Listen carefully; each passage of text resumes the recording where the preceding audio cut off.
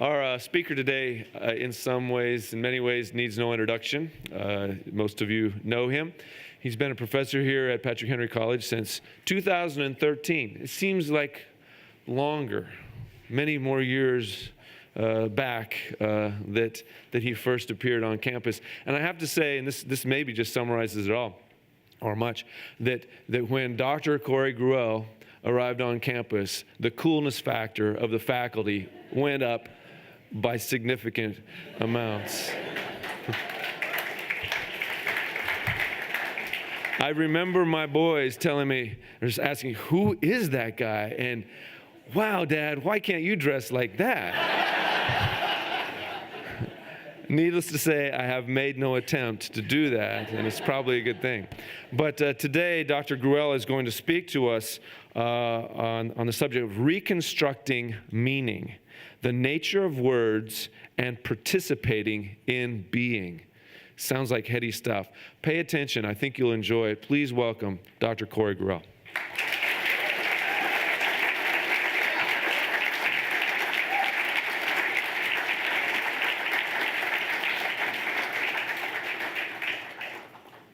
Thank you.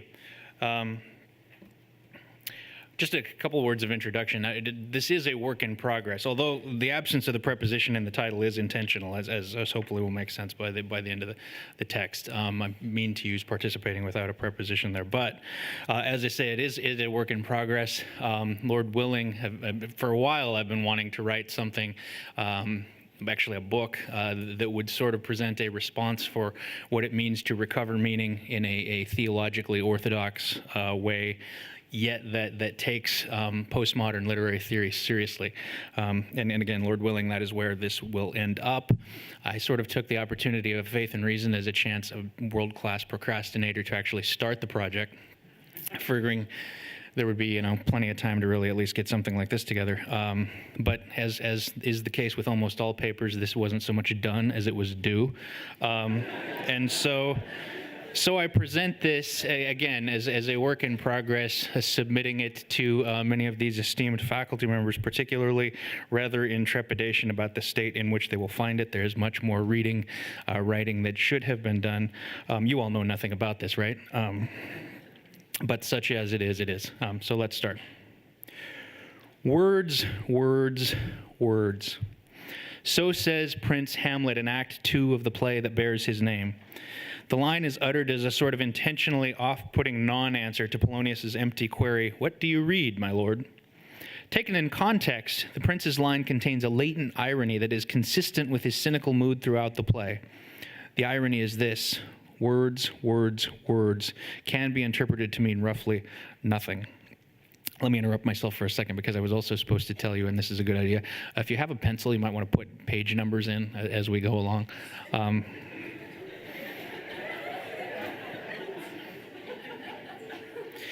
See, most of you guys have been turning papers into me for 4 years now, and say, Dr. Grewell, what do I need? A cover page, headers, a page number, and I always respond, I don't care. Now you know I mean it. Sorry, back to the paper. He is reading words, words, words, but they do not come together to make any sort of meaning in the prince's thought. The words connote in this instance something of a void. They are legible marks on a page, to be sure, but the prince's deadpan tone indicates that they are utterly empty of meaning, and therein lies the irony in his statement, because the whole point of words is to convey meaning. Ostensibly, it is why we have words at all, to communicate meaningful messages from one sentient being to another. Given this situation, it is no surprise that there is a common human assumption that there is an inherent relationship between words and meaning, wherein the former are vehicles that convey the latter. Yet by his rote repetition of the word words, Hamlet seems to tell us that the words he's reading in this instance are empty of meaning, that they, to borrow a quote from another of Shakespeare's tragic protagonists, signify nothing. There is perhaps an even larger irony in the bard's use of words to denote an emptiness of meaning, to signify nothing, given that Shakespeare himself is arguably of superlative talent among the English poets in using words to signify something, often something lasting, meaningful, and very important. In his introduction to Romeo and Juliet for the Norton Shakespeare, critic Stephen Greenblatt pays homage to the bard's skill with words, noting that the enduring success of that particular tragedy in Western cultural history is less due to any original or brilliant plotting than it is to Shakespeare's facility with words. Greenblatt writes that, despite Romeo and Juliet's rather pedestrian and, quote, contrived plot, Shakespeare manages to make that story of his reckless star-crossed lovers immensely moving, resistant at once to corrosive irony and to moralizing disapproval. He does so principally through his mastery of what the bumbling performers in A Midsummer Night's Dream conspicuously lack, the power of language to make and unmake the world. I want us to pause for a moment over that last phrase, the power of language to make and unmake the world. In a sense, Greenblatt's assertion here is a rhetorical gesture, a bit of hyperbole intended to pay respect to just how good Shakespeare is with words. But the assertion is almost certainly more than that. You'll note, for instance, it is not his power of language, but the power of language. It is something Shakespeare possesses, but not necessarily uniquely. In other words, the statement is not just about Shakespeare, but also about language itself. And it assigns to language a rather enormous role in the very constitution of the intelligible, sensible world in which we live. Language makes and unmakes the world. Within Greenblatt's assertion, we can read an assumption, common to a great deal of 20th century literary criticism, that the world is discursively constructed. Evangelicalism has tended to bristle at the idea that the world is discursively constructed, responding with something like, no, the world is divinely constructed. I would contend that the two adverbs are not mutually exclusive. Discursively, the adverbial form of the noun discourse describes only a means of construction. The claim that the world is discursively constructed, as seen in Greenblatt's assertion that language has the power to make and unmake the world, is a claim that the meaningful reality of our world is made up of discourse, that is, words. When reading postmodern criticism, it quickly becomes obvious that when most critics say the world is discursively constructed, what they mean is that the world, in any meaningful sense, the world as we understand it, is the product or construction, if you prefer, of social discourse. Truth, intelligible reality, or what I will from here on out most commonly refer to as meaning, are the products of social apparati, so runs the claim. This particular description of the world as discursively constructed typically leaves no place for either the providence or the immanence of God. That is the criminally overgeneralized, but nonetheless fairly representative conclusion that most postmodern thought implies when it says that the world is discursively constructed. And so we evangelicals have tended to reject it with a distasteful jerk of our collective knee.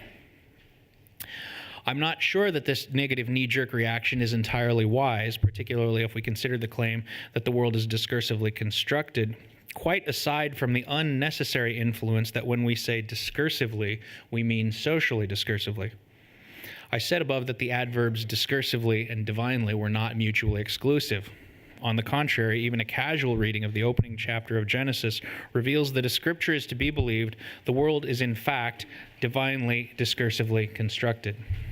In Genesis chapter 1, verses 3, 6, 9, 11, 14, 20, 24, and 26 all begin, "And God said." Verse 3, just to take one example, says, "And God said, let there be light, and there was light." And so it goes for the entirety of creation. The material universe comes into being as a series of predicate nominatives spoken discursively, that is, through words, into being by God the Creator. There is a poignant commentary on the ability of the words of God to affect material creation in a poem by the Sufi poet Rumi entitled God in the Stew. In Coleman Barks' translation of this poem, the speaker instructs the listener to, quote, "Close your lips and let the maker of mouths talk, the one who says things." Note here that things is in italics. Typographically, the poet, or at least the translator, wants to stress, I believe, the material nature of things said by the maker of mouths. The act of creation, as Rumi pictures it, is inherently discursive, the power of language to make and unmake the world indeed. The same emphasis on the discursive nature of creation can be found in the Gospel of John, chapter 1, where God's very being itself is identified with the Word. Also, just a note on the footnotes. I'm not going to read them aloud, but you should read them at some point there. I can hear Professor Leslie, one of my dissertation advisors, in my head. Cory, you either need to move your footnotes into the body of the text or omit them. Well, she no longer has power over my writing, and I enjoy the conversation that I have with myself in the footnotes. So, in the beginning was the Word, and the Word was with God, and the Word was God, reads the first verse of that chapter.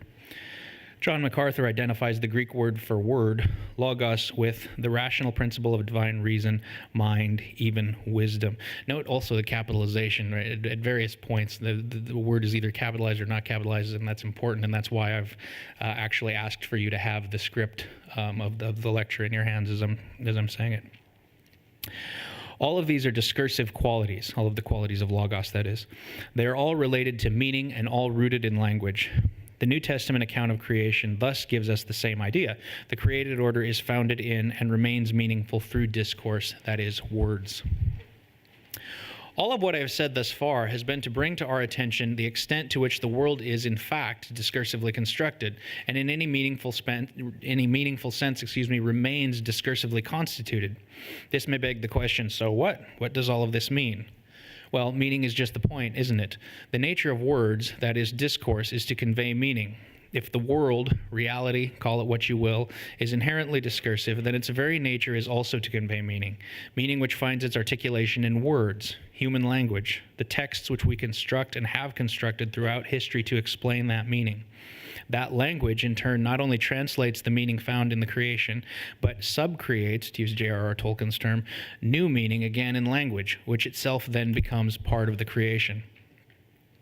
So there is, as we might expect given its discursive creation, a very special relationship between reality and words. What I would like to do in what remains here is examine the relationship between meaning and words with an eye towards how we ought, or at least are able to, read a discursive creation in an attempt to construct meaning. I want to examine this particularly in light of postmodern theories of how language and reading work, and conclude with a suggestion as to how literature, particularly reading and writing literature, expands the total field of meaning by participating the inherently discursive being of creation. If it isn't already blindingly obvious by this time, this will of necessity involve very special attention to the nature of words, and will also of necessity touch on the nature of the word, particularly as it finds itself inscribed in the words of Scripture. I will suggest that postmodern theories of language and reading are perhaps not as pernicious as our knee-jerk reactions have led us to believe, and that in their dismantling of certain Enlightenment and modernist assumptions about language, assumptions which would limit the provenance of the word inscribed in words, and here by words I mean to include both general and special revelation, they can, in fact, open the door for a much deeper and more comprehensive participation in the discursive meaning of creation, which is to imply, if not outrightly say, a more comprehensive participation in the very being of God. But first, a brief meditation on words themselves. In his book, The Blue Parakeet, Rethinking How You Read the Bible, Scott McKnight, a New Testament professor at North Baptist Theological Seminary, makes the following observation about the Scriptures. The Bible is God's communication in the form of words with us. We can trot out here all the important words about the Bible, inspiration, revelation, truth, etc., and they deserve to be, but those are not enough. Behind all of these words is the astounding claim we Christians make. The Bible is God's communication with us in the form of words.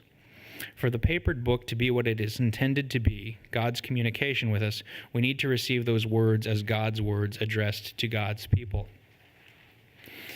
McKnight, you will notice, asserts that this claim, that the Bible is God's communication in words, is, quote, astounding.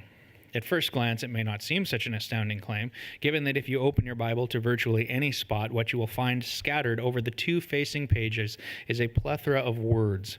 Words that one would assume, given that they are arranged in grammatical order with attention to clarity and style, are intended to communicate, and Christians believe that this communique is ultimately from God.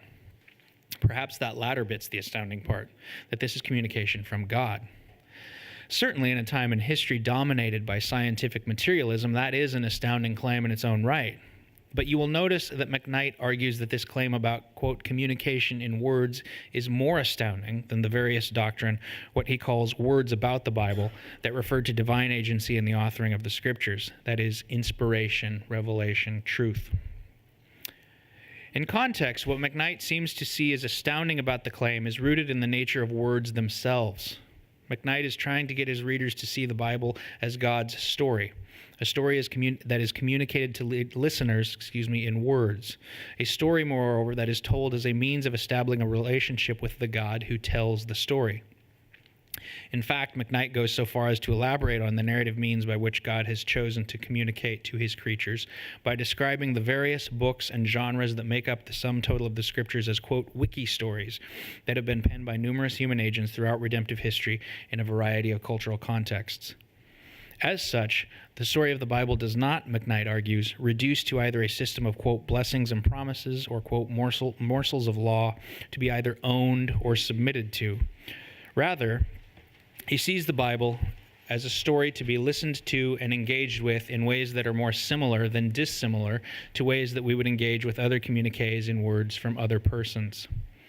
And what seems to be implicit in McKnight's exploration of the Bible as a story in words is the idea that because it is a story, because it is in words, it is prone to the vagaries of language, including the potential for misunderstanding, erroneous interpretation, etc., that trouble virtually every other discursive text, every other utterance of significant meaning that of necessity must try to communicate itself to human beings in words.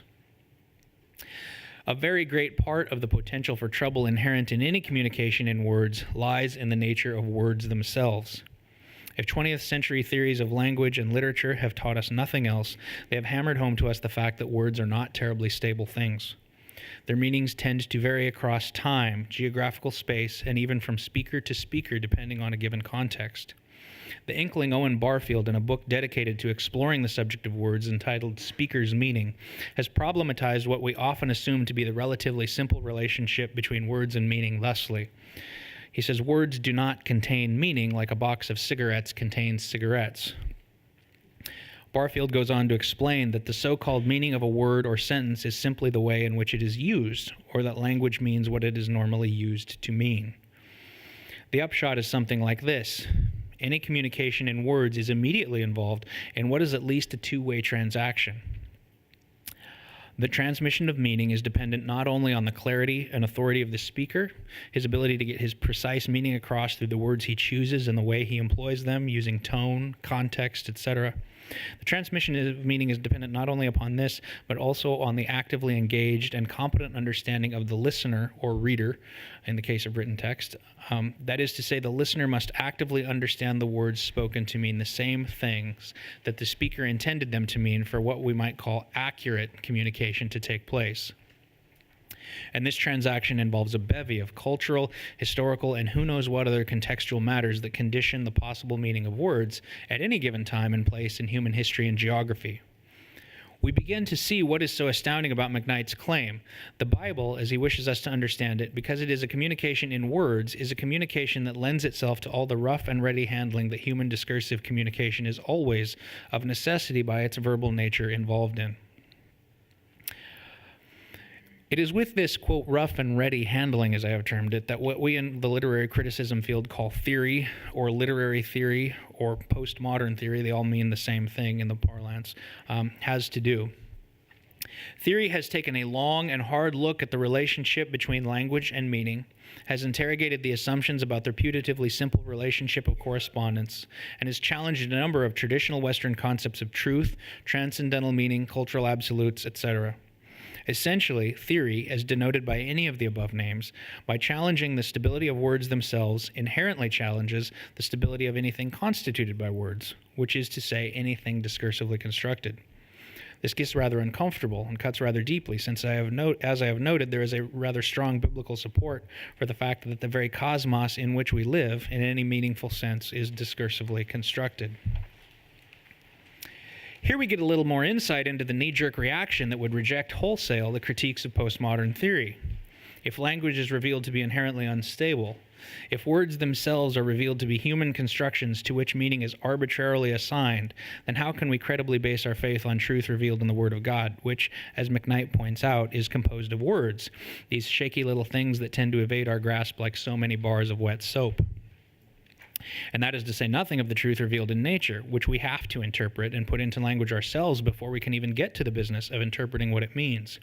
There's really no getting around the fact that that truth, that is knowledge gleaned from nature, or an articulation in words of general revelation, is humanly constructed. Truth itself begins to be on very shaky footing, it appears, if we begin to take seriously the critiques of postmodern theory. Much better to reject it wholesale and rest on the traditional common sense assumptions about the stability of text wed to doctrines of biblical inerrancy. And that footnote 10 is particularly important to pay attention to. Postmodern theory, this is an important point for later in the lecture as well, would say that the deconstruction of text happens at the level of reading, not necessarily of writing. And as I'll make clear later, that does not necessarily say anything about inerrancy at all. The doctrine of inerrancy can certainly stand, as the footnote will say, independent of a deconstruction of text in the act of reading. To be fair, ignoring postmodern literary theory is in most cases a perfectly viable life choice. Get an amen? One can get along quite well without it and live a perfectly happy and full life. What is more, one can still engage all of the human business that has to do with words, reading, writing, talking, tweeting, without ever giving much or any thought to how linguistic works or doesn't work, as the case may be. Just as one can walk, sit, and lie down without giving any thought to the role gravity has in keeping one from floating off into the stratosphere. However, to remain thus ignorant is perhaps not to participate as fully in the discursive nature of God's creation and revelation as one otherwise might. Nor is to remain thus ignorant good apologetics. It will not do in the marketplace of ideas to simply dismiss theory as being of no value or credible substance, certainly not when it has been as paradigm-shifting and influential as it has been in shaping how our culture views text, language, discourse, words. Given particularly how precious the nature of the word is to Christianity, it behooves us to take theory seriously and engage its critiques of language in good faith. Valentine Cunningham, certainly no friend to postmodern literary theory, acknowledges this point at the outset of his manifesto, Reading After Theory. For better or worse, he argues, reading cannot ignore theory, because reading can never ignore its prehistory, and it certainly can't ignore the kind of theory which Paul de Man, who's a prominent deconstructionist, represented.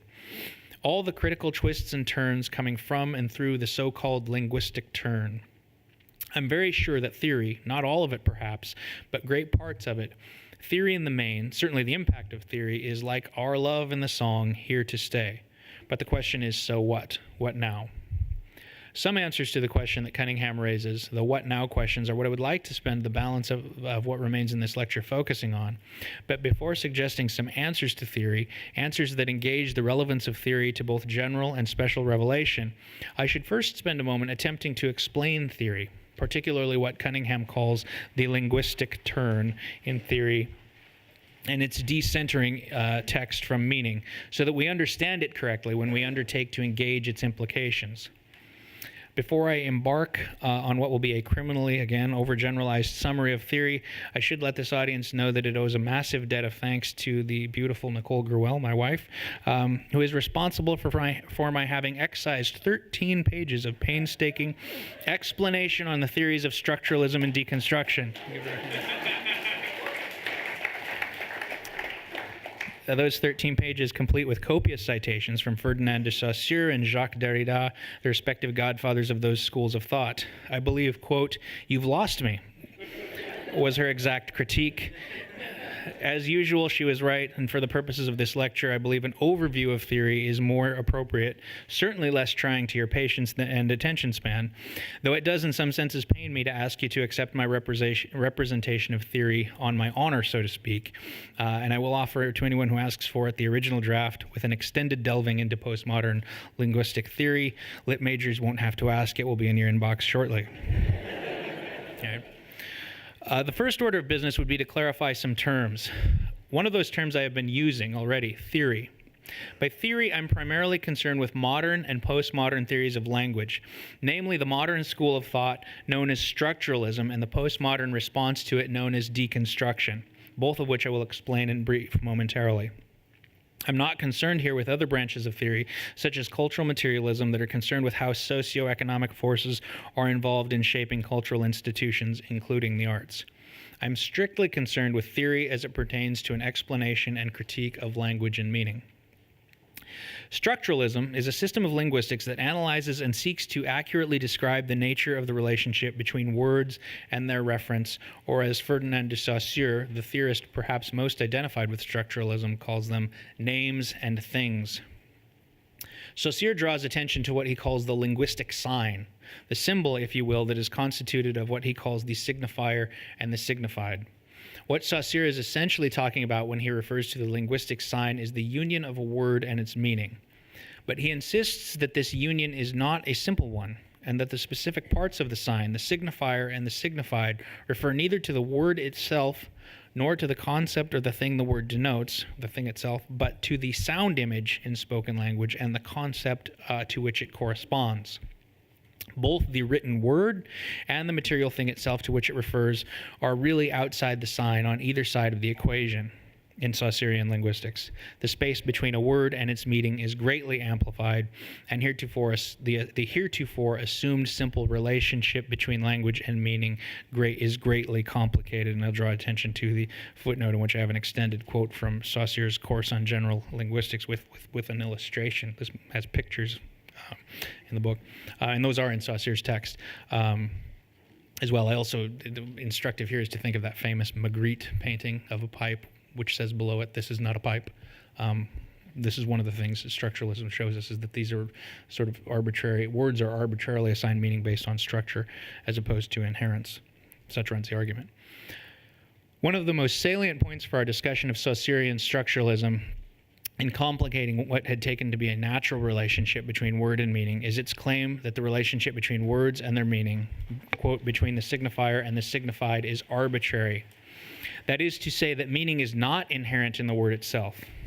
There is nothing naturally or inherently equine about the sound produced by the letters H-O-R-S-E. The bond is arbitrary and is fixed by the structures of language, he argues, rather than in the inherent meaning. This last point is important. Structuralism as a linguistics does not destabilize language. Instead, it relocates the site of stability from the bond between the signifier and the signified to the syntactic structure of language. Structuralism is possibly, above all, a way to fix the stability of language all the more by moving the center of meaning from the word as a unit of thought to the structure itself. By moving the center of the meaning from the word as a unit of thought to the structure itself, to the system of language as a whole. Ostensibly, it moves us away from a logocentric understanding of language where meaning is inherent in the word. Consistent with much of the rest of modernism, its goal is to provide us with a science of language. Arguably, structuralism is a culmination and an application to language of the Enlightenment desire to categorize all human knowledge in self-inherent system of thought. Again, just to recap there, structuralism would seek to move meaning from inherent in the word itself to a sort of general structure of language as a whole, that the scientific systematics of language are what fix and stabilize meaning. Deconstruction, that postmodern bogeyman that most of us, if we don't know any better, tend to identify with a silly notion that all language is ultimately meaningless, has its genesis in a critique of structuralism. It is associated primarily with the works of Jacques Derrida and Paul de Man. Deconstruction encompasses more than linguistics. One might say that it is a veritable hydra of philosophico-linguistic analyses and complications, each one more difficult to wrap one's head around than the last. But I will not here be going into all or even very many of them. Again, a few salient points will have to suffice. One important thing to note about Derrida's critique of Saussurian structuralism is his insistence that any system of language that would posit a stable relationship of meaning, arbitrary or otherwise, must base this stability on a theologically conceived logos, a divine presence in which all intelligible meaning would be grounded. Derrida writes in his seminal work of grammatology, quote, "As the face of pure intelligibility, structuralist linguistics refers to an absolute logos to which it is immediately united." This absolute logos was an infinite creative subjectivity in medieval theology. The intelligible face of the sign remains turned towards the word and the face of God. Pardon me. Now, again, this is Derrida's critique, right? So Assyrian and structuralist linguistics would argue with this, saying that they're not dependent on any theological center or edifice for language, that it's the system, the structure, which stabilizes language. But Derrida is essentially telling them you can't have it that way. If you have stable meaning, you have to have a God at the center of it. And thus he says they're just Western metaphysics. I point this out because the critique is an important one for what I see as a Christian concept of recovering meaning. Derrida points out the fallacy of a self-inherent structure of linguistic meaning. If meaning is to be had, if the sign is to be intelligible, it must be so because it is grounded in a, quote, originary divine presence. If you take away the presence, you take away the grounding stability of meaning, and your fixed system, your form, to use Saussure's term, is radically decentered and destabilized. If Derrida stopped at this critique, we would undoubtedly embrace him as a friend and linguistic apologist. But of course he doesn't. For instead of a grounding presence, Derrida finds at the root of language an originary absence. He calls the absence a, quote, trace, the track of a, quote, always already absent thing itself, which would be, were it there, the ground of meaning. We might think of Derrida's thought thusly.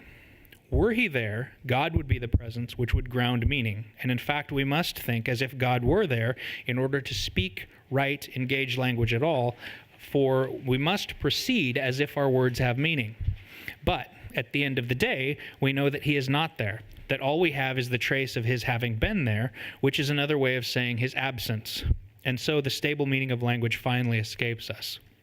And this is the logical process by which text deconstructs itself in deconstructive theory. This is not to say that language is meaningless, just that the meaning of language is infinitely deferred. Derrida writes, quote, the so-called thing itself is always already a representamen, which is a signifier, shielded from the simplicity of intuitive evidence. The representamen functions only by giving rise to an interpretant, which is another signifier, that itself becomes a sign, and so on to infinity. The self-identity of the signified conceals itself unceasingly and is always on the move. In this economy of language, the thing itself that we mean to represent by the linguistic sign, which is to say the meaning of language, is always moving away from us, like Tennyson's horizon whose margin fades forever and forever when I move. For the non-poetic among you, that means we never actually catch up to the meaning. Right? Meaning is thus infinitely deferred. From the moment that there is meaning, Derrida argues, there are nothing but signs. We think only in signs. Now, before we dismiss this again too quickly, look up the meaning of a word in a dictionary. What do you find? Words, for which you can look up words, for which you can look up words, and so on. This is sort of Derrida's thought. In a sense, it's true. The implication of Derrida's linguistics for making meaning in language are indeed rather severe. If the meaning of language is infinitely deferred, then we have eliminated the stability, which means we have eliminated the authority of any text. Gayatri Spivak, who translated of grammatology, says the following in her preface to the work about deconstruction. Quote, Derrida is asking us to change certain habits of mind. The authority of the text is provisional. The origin is a trace. Contradicting logic, we must learn to use and erase our language at the same time. What using and erasing our language at the same time looks like is a writing that Derrida describes as sous rature, the process of putting words under erasure. In reference to the sign itself, for instance, Derrida writes, and here again, you have the what's in the written page is important. Derrida writes that the sign is that ill-named thing with both is and thing crossed out, the only one that escapes the instituting question of philosophy, what is. The strike-throughs are intended to convey that the words thus erased do not exactly represent the concept they denote in their inscription, for you will recall that the instituting trace is always already absent. Yet, we must think the words in order to convey any meaning at all. We must think the words and then immediately erase them because they are not really accurate. The presence of the thing itself is not there. So runs the method of deconstruction. I suggested above that I thought postmodern theory might not be as pernicious as we often say that it is, and yet I've spent the balance of the last 5 pages detailing a historical process which first attempted to dislocate meaning from its natural and inherent bonding to the word itself,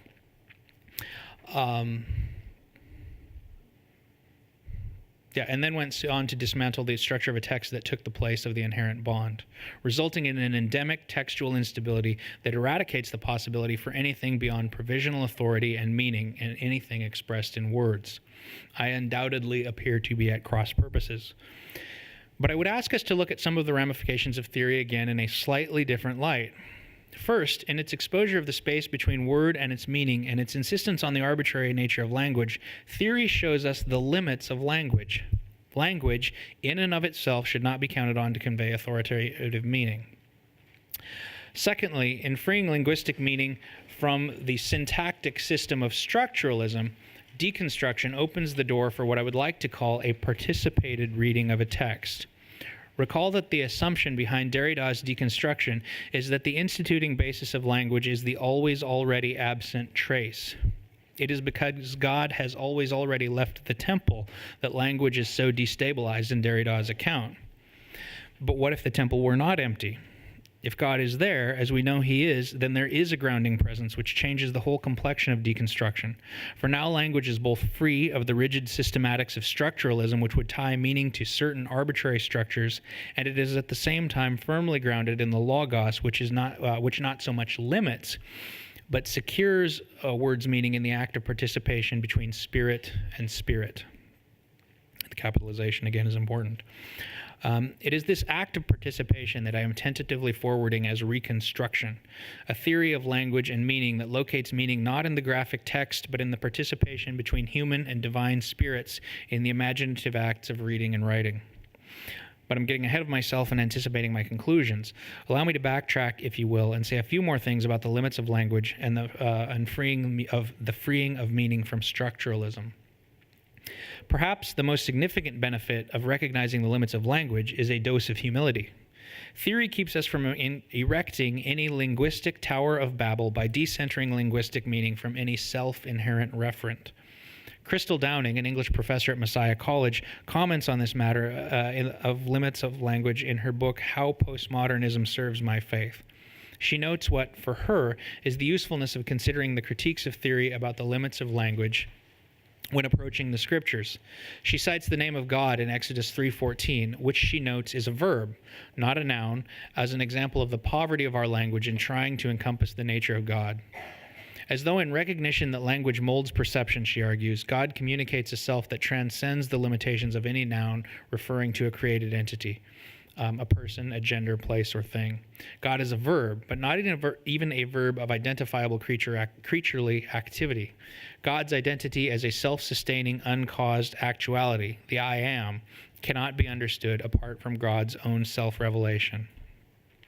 By self-revelation here, I think Downing is referring to the aid of the Holy Spirit that works with our own minds and hearts to understand and make meaning of what the bare words on the page can only invoke. The meaning is not constituted or stabilized by the typographical words on the page, nor by any self-existent, self-inherent meaning to which they are inexorably tied, but by the participation of spirit and spirit through the means of language. This process, the intercommunication of spirits through language, by the way, works itself out in everyday interpersonal communication all the time.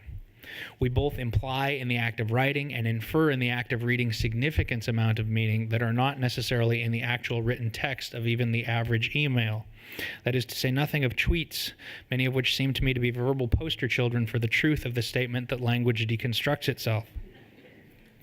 It makes sense that the transmission of such extra-textual meaning would also pertain to the interpersonal communication between the spirit of believer and the Spirit of God in the act of reading the Scriptures. Downing concludes, language cannot capture the essence of God because it is a human, not a divine creation. A healthy knowledge of, again, footnote is important as a qualifier there. A healthy knowledge of the limits of language and a corresponding self-awareness about the provisional nature of textual meaning, thus, are a couple of the possible virtues that accompany an open-minded consideration of the linguistic critique of theory, then. And they're important, but I think there's a bigger implication, particularly for Christian thinkers, and I want to turn now to that implication and stay there for the duration of this lecture. As a preliminary step, I want to apply deconstruction to itself and put one of its conclusions, in fact, the one we just looked at, under erasure. One of the things deconstruction shows us is the limits of language. Let me rephrase that. One of the things deconstruction shows us is the limits cross-through of language.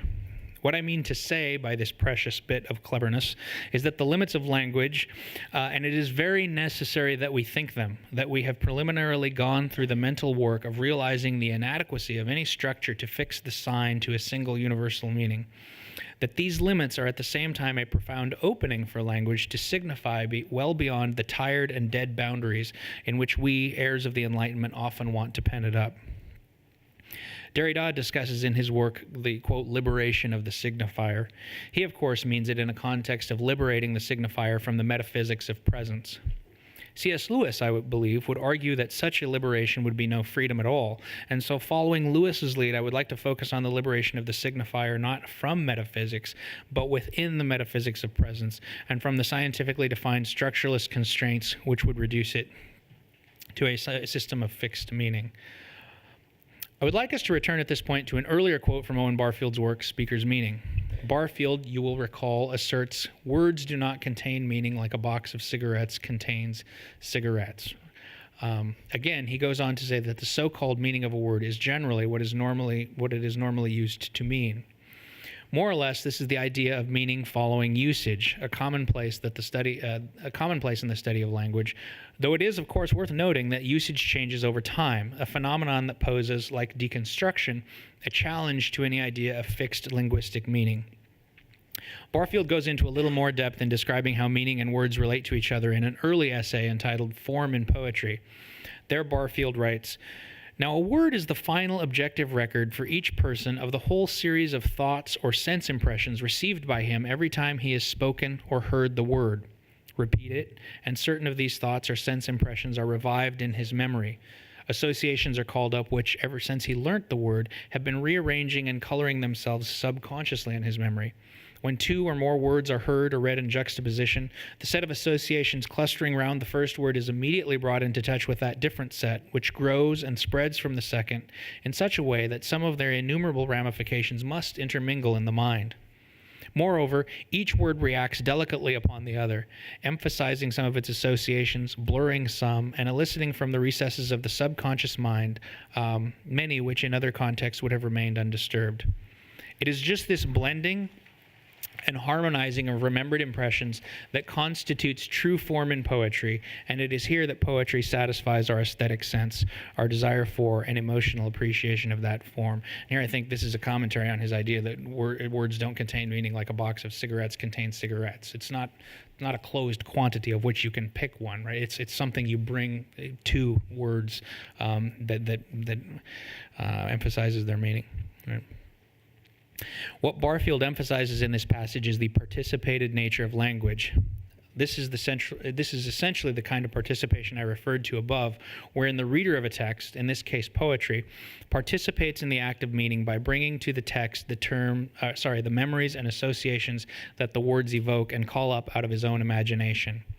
In light of this view of language and the way that words work, the meaning of a text is not an inert quality found calcified in the fixed and stable calculus of words that make up a text, but a product of the participating imaginations of both the writer and reader, a product produced in the act of reading.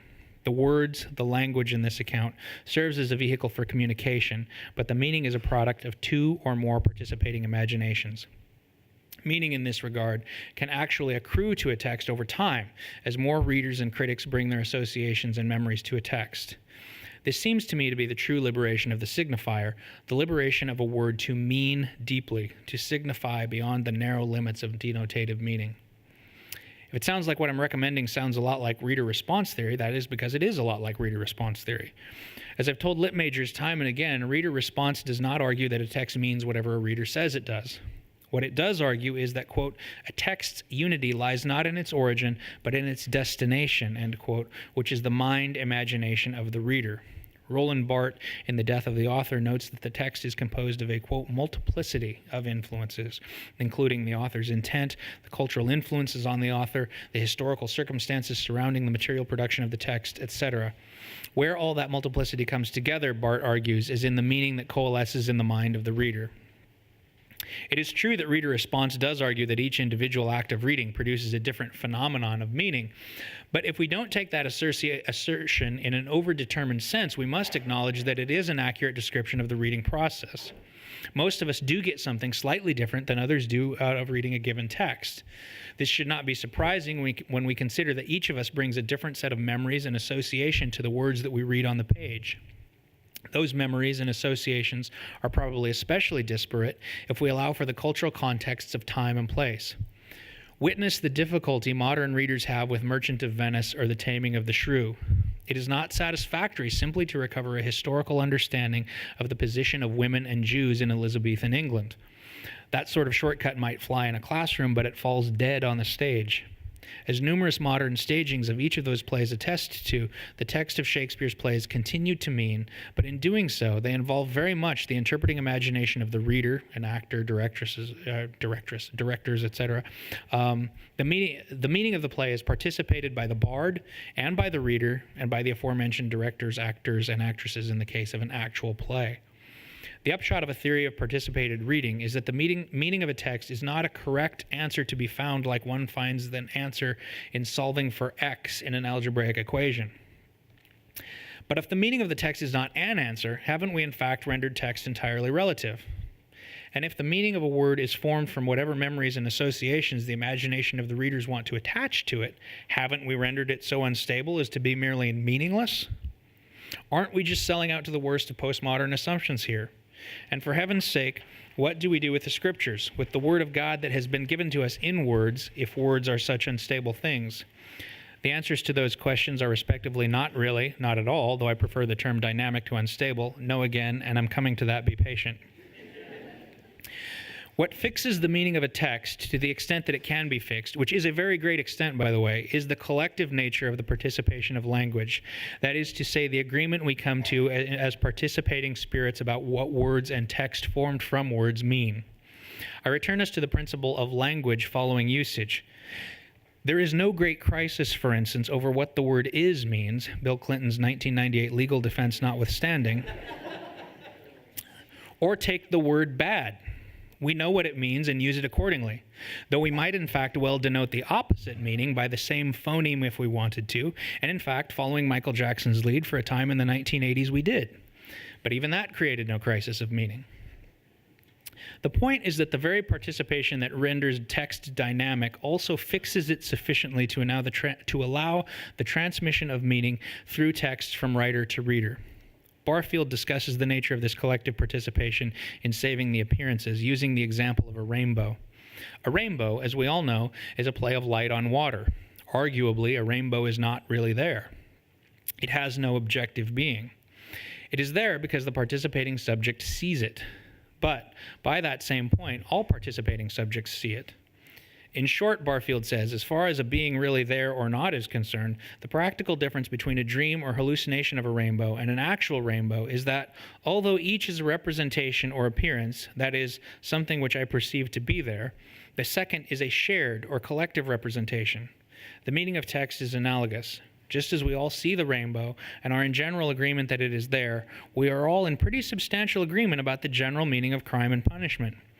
But just as some of us take a longer look at the rainbow and deeply appreciate the particular hues of the color bands, notice the intricate way that the bow fades at the horizon, and wonder about what kind of pot of gold might be lying there at the foot of it, so some of us participate a very great deal more of Dostoevsky's text than others do. We make meaning in the act of reading Crime and Punishment, and anybody who has looked long and hard enough at that particular rainbow will implicitly feel how reductive it is to imply that the text has a correct meaning. Surely there are wrong meanings, and we feel those too, but to reduce Dostoevsky's novel to something like a, quote, right exam answer is to do it great violence. It is to short-circuit and put a premature end to what should be a lifelong participation between the imagination of the reader and the imagination of Fyodor Dostoevsky, and, by the way, the imagination of the Spirit of God. A lifelong conversation over what life means in numerous of its aspects, a conversation over what love and suffering and being is like, and a conversation to which new information will be added continuously as the reader carries the memory of Crime and Punishment with her through the mean or maybe sunny streets of her life. But what about the scriptures? Surely we cannot allow this level of play, to use Derrida's term, within the text of the scriptures. The inerrant word of God must have a meaning that is free from the contamination of human participation, mustn't it? I have my own thoughts on these questions, but at this moment I'd rather give you those of Dante Alighieri. Right? In his letter to the Can Grande, Dante applies to a reading of scriptures a theory of the polysemous nature of text. Polysemous, I think, literally translates to something like many meanings. He defines Polysemous as having several senses. For the first sense is that which is contained by the letter, while there is another sense which is contained in what is signified by the letter. The first is called literal, while the second is called allegorical, or moral, or anagogical. Dante goes on to clarify what he means by those senses by providing a polysemous reading of Psalm 114, verses 1 and 2, which reads, "When Israel went out of Egypt, the house of Jacob from a people of a strange language, Judah became his sanctuary and Israel his dominion." Dante reads the passage as follows. Now, if we look at the letter alone, what is signified to us is the departure of the sons of Israel from Egypt during the time of Moses. If at the allegory, what is signified to us is our redemption through Christ. If at the moral sense, what is signified to us is the conversion of the soul from the sorrow and misery of sin to the state of grace. If at the anagogical, what is signified to us is the departure of the sanctified soul from bondage to the corruption of this world into the freedom of eternal glory. If one were to ask Dante what Psalm 114, 1 and 2 means, he would presumably reply, all of the above. The text experiences a fair amount of play in Dante's reading and gathers a variety of senses. These different senses are produced primarily through Dante's interpretation of the words in light of other scriptures, but also through his own moral feelings, memory, and intuition, at least in part through the aspects of meaning that Barfield argues attach themselves to words. Dante's reading of the passage is, as I would submit, highly participated, which is to say that his mind, his spirit, his subjectivity as a reader, all of these, in participation with the divine spirit, who I am fairly certain guided his reading, play a significant role in gleaning the full meaning from the text of the psalm. To allow for the participation of meaning in the scriptures is not to destabilize the text of the Bible or deny or even question its inerrancy. It is to say that the text, the words of scriptures, are a site of participation between the Spirit of God, who communicated the words through the prophets and apostles, and derivatively the translators of the English editions we read, participation between God through those and the spirit of the believing reader. The stability of meaning is not in the words, i.e. graphic representations of English phonemes themselves, but in the Spirit who authors them and guides our own spirits in reading them. This, I would argue, is why postmodern theory does not necessarily pose a threat to the authority of Scripture. On the contrary, the liberation of the signifier opens the space and creates the possibility for a fuller reading of the Scriptures. Nor does this opening of space completely decenter the meaning of the text, or decenter it at all, really, allowing the Bible to mean whatever the reader wishes it to mean. You will notice that Dante's reading seems rather to emanate in concentric circles of meaning from a stable center. Cross out the fairly, it shouldn't be there. Contra Yates, the center does indeed hold, but, at the risk of repeating myself again, what holds it is the Spirit of God, who is in fact at the center of all meaning and communication with the spirit of the reader. Moreover, if God comprises the center from which meaning emanates outward in the reading of biblical and other texts, then the center becomes infinite and inexhaustible. Language will never entirely encompass it. In this light, all linguistic meaning is, in a sense, provisional. Derrida's idea of the infinitely deferred signifier is perhaps not entirely wrong, it is just pointed in the wrong direction. Language does not dissipate meaning flying outward, it accrues meaning as it moves inward in the direction of an infinitely comprehensive meaning which it will gloriously never reach, or something very like that. The invocation of Dante Alighieri above is an example of how one might participate the text of Scripture in making meaning from it is fortuitous, not just because Dante is a revered authority in the field of Christian literature, but also because Dante is a medieval figure, and as such, he provides a convenient transition to the next point, which is that the recovery of a participated view of language and meaning in the context of Western thought necessarily involves a return to the medieval mindset of a highly spirit-participated worldview. This is something that Owen Barfield articulates over and again in his works. The Enlightenment, Barfield argued, with its insistence on empiricism and materialism, and I would add overdetermined literalism with regards to textuality, has closed down meaning and excised the spirit from our cosmos. Recovery of a truer, more comprehensive view of meaning, and the dynamic nature of words is extremely important for such a view, will necessarily entail a going back before the Enlightenment, before we can go forward. Reading texts and reading the creation is discursive. This is where I would suggest that postmodern theory actually does us a favor. It deconstructs the idea of textual meaning as being calcified in either the graphic nature of a text itself and its inherent ties to reference, or rigidly held in place by an arbitrary system of linguistics. In doing so, theory opens the door for a reemergence of the participating spirit of the reader in making meaning. Hence the title of this address, Reconstructing Meaning, the Nature of Words and Participating Being. What I have hopefully been doing in this lecture is advocating for a theory of reading that both engages an imaginative and participating human spirit in the act of making meaning, and at the same time provides a legitimate answer from Christian orthodoxy to the quandarious questions of postmodern theory.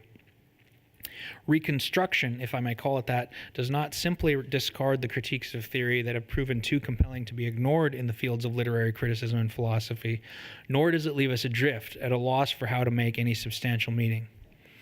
I've touched above on the implications of this type of participated reading for reading the scriptures, and also the implications of this kind of reading for approaching imaginative literature, but I have not yet talked too terribly much about its implications for reading the text of nature, the discursive creation that we opened this lecture talking about. If I may prevail upon your patience a bit longer, not that I'm giving you a choice, I'd like to say a few words about that. Owen Barfield gives us a picture of what a participated universe, or to fit the context here, a discursive universe read by a participating subject, what that universe looks like in Saving the Appearances. Not surprisingly, it is to the medieval man in the street that he returns in order to give us this view of nature. He describes the medieval man's view of the cosmos as follows. To begin with, he says, we will look at the sky. We do not see it as an empty space, for we know very well that a vacuum is something that nature does not allow, any more than she allows bodies to fall upwards. If it is daytime, we see the air filled with light proceeding from a living sun, rather as our own flesh is filled with blood proceeding from a living heart. If it is nighttime, we do not merely see a plain, homogeneous vault pricked with separate points of light, but a regional, qualitative sky from which, first of all, the different sections of the great zodiacal belt, and secondly, the planets and the moon, each of which, embedded in its own crystal sphere, are raying down their complex influences on the earth, its metals, its plants, its animals, and its men and women, including ourselves. As to the planets themselves, without being especially interested in medieval astrology, we know very well that growing things are beholden to the moon, that gold and silver draw their virtue from the sun and moon, respectively, copper from Venus, iron from Mars, lead from Saturn, and that our own health and temperament are joined by the invisible threads to those heavenly bodies we are looking at. This précis, by the way, C.S. Lewis expands upon quite a bit in his work, The Discarded Image. It is important to note that the heavy dose of personification ascribed to the dynamic and living cosmos in Barfield's account is grounded in a medieval theological understanding of the entirety of nature as being infused with the being and spirit of the living God. The cosmos is so alive and meaningful because it is in God and infused with His Spirit. It is not alive of itself. It is probably not necessary to reestablish the biblical basis of the creation as discursive. We've done that above. But it might be useful to return yet once more to the biblical text, which not only asserts the fact that creation is discursive, but also provides us with some clues as to how to read it. That text is Psalm 19, which says, "The heavens declare the glory of God, and the sky proclaims His handiwork. Day to day pours out speech, and night to night reveals knowledge. There is no speech, nor are there words whose voice is not heard. Their voice goes through all the earth, and their words to the end of the world." The instructions for reading the creation are really contained in the first line. The heavens declare the glory of God. The meaning we are to read in creation is the glory of God. Simple enough, isn't it? If you answered yes, that's the empiricist in you talking. And your imaginative soul, should you listen to it, will be responding, no, it's not simple at all. It's infinitely complex, and the whole history of human poets, philosophers, and theologians has not exhausted it. For nature, as in text, biblical or otherwise, the center of meaning is the infinite Godhead itself, a center which holds and can never be exhausted, captured completely in language, or even fully comprehended, not by the finite human mind anyway. St. Augustine gets at this inexhaustibility of meaning in nature, even as he finds it in his own spirit and memory, a memory on which his experience of creation is inscribed, and therefore a memory that becomes for him an inscrutable text out of which to make meaning that would situate him within God's creation. In Book 10 of the Confessions, he writes, quote, "I run through all of these aspects of human memory. I fly here and there. I penetrate their working as far as I can, but I never reach their end." He goes on to say that if he cannot reach the end of his own memory, how can he possibly begin to understand the God who created it? But that's the point. We will never reach the discursive end of meaning. That is perhaps exactly the joy in pursuing it. One last point about Reconstruction, and I have done. It takes imagination, the participating spirit that wishes to wring the most comprehensive meaning out of text, be it scripture, nature, literature, or for that matter, history, scientific treatise, philosophical tract, even geometric proof. And I do mean that last part, by the way. That spirit is well served to bring a living imagination to the table. We've undersold the imagination in evangelicalism. On the basis, perhaps, of Jeremiah 17:9, we mute the untrustworthy imagination, subduing it constantly to the superior faculty of reason, although why we think our reason has less fallen than our imagination is beyond me. While I do not advocate for muting reason, certainly not in this setting, I think our muting of the imagination is unfortunate, for we need imagination to participate meaning fully. We need it to see all that is there. The Romantic essayist William Hazlitt comments on this rather eloquently, and it is my pleasure here to give him the last word. He says, "We can no more take away the faculty of imagination than we can see all objects without light or shade. Some things must dazzle us by their preternatural light. Others must hold us in suspense and tempt our curiosity to explore their obscurity. Those who would dispel these various illusions to give us their drab-colored creation in their stead are not very wise. Let the naturalist, if he will, catch the glowworm, carry it home with him in a box, and find it next morning nothing but a little gray worm. Let the poet, or the lover of poetry, visit it at evening, when beneath the scented hawthorn and the crescent moon it has built itself a palace of emerald light." Thank you.